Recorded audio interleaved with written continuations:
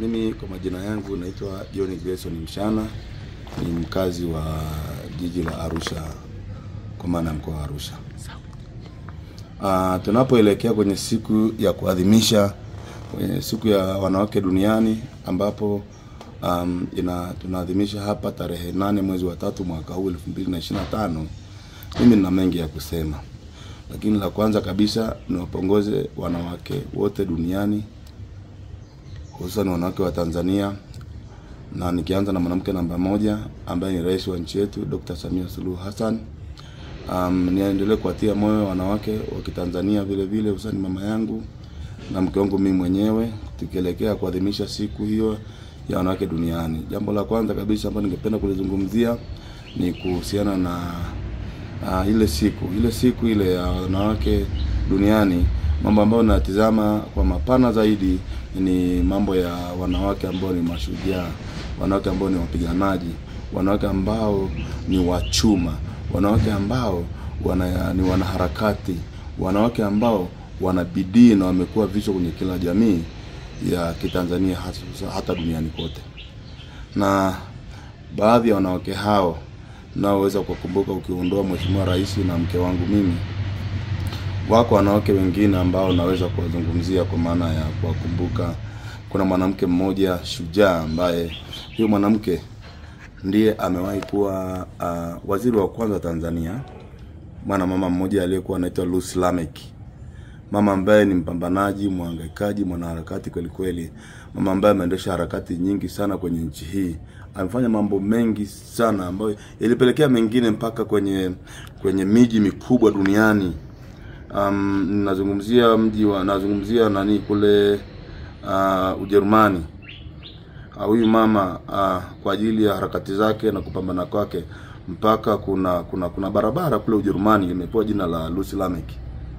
Licha ya kwamba amewahi kuwa waziri wa kwanza Tanzania, kwa maana miaka hiyo ilikuwa inaitwa Tanganyika, lakini pia mpaka kule Ujerumani kuna barabara ambayo imepewa jina lake. Wako wanawake wengi wa namna hiyo ambao wengine wapo duniani mpaka leo, kama mama yetu, Mama Gertrude Mongella, ambaye mama yetu yupo, ni mwanamke ambaye kwa harakati zake, upambanaji wake na mambo mengi ambayo ameyafanya duniani na kwenye nchi yetu ya Tanzania yampelekea pia kwa mwanamke wa kwanza barani Afrika kuwa rais wa bunge. Namuomba Mheshimiwa Rais kwa wanawake wa namna hiyo, wale walioko, wengine tutawakumbuka kwa heshima zao kwa ajili ya kutia motisha, kumotivate na kuhamasisha wanawake duniani kote Tanzania kwamba wanaweza kufuata nyayo za watu. Kuna mama yetu Gertrude Mongella, huyo ninayemsema.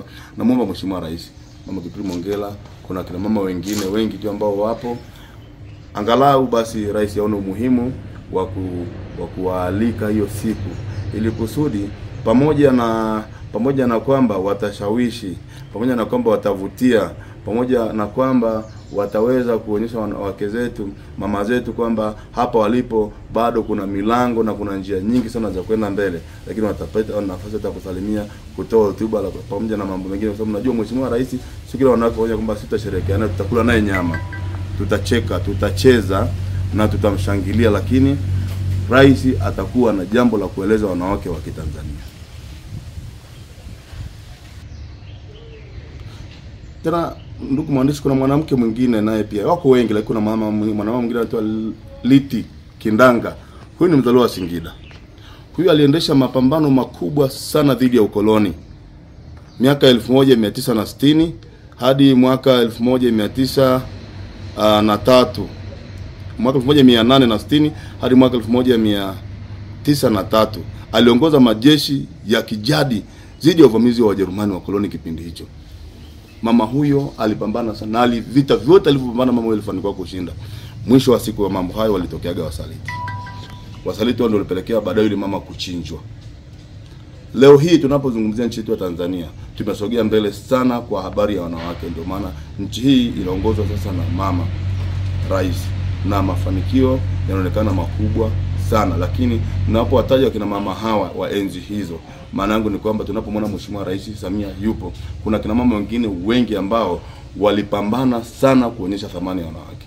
Japokuwa natamani wazidi kuongezeka, natamani kina mama wengi, lakini Ni wazi kwamba mama namba moja ambaye amefikia historia ambayo ni ya kinchi ya kidunia ni Rais Samia Suluhu Hassan, ni mwanamama wa kwanza kwa sasa tunapozungumza, kwamba ukisema kwamba haonekani na kati rais yupo, kuna baraza la mawaziri au mawaziri wengi wanaofanya vizuri sana tu.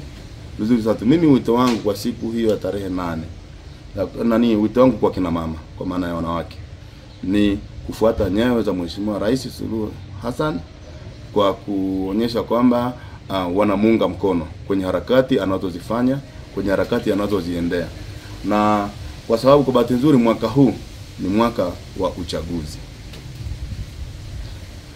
kwa kukumbuka wanawake ambao nimekushawataja miaka ya nyuma, na kutizama wanawake mawaziri wanaofanya vizuri hadi leo hii, na kumtizama Rais wa Jamhuri ya Muungano Dr. Samia Suluhu Hassan anayofanya vizuri hadi leo hii, mwaka wa uchaguzi tutakwenda kumuonyesha kwamba wanawake zetu, akina mama, wametushawishi, wametueleza, na thamani ya mwanamke kwa sababu inaanza kuonekania nyumbani.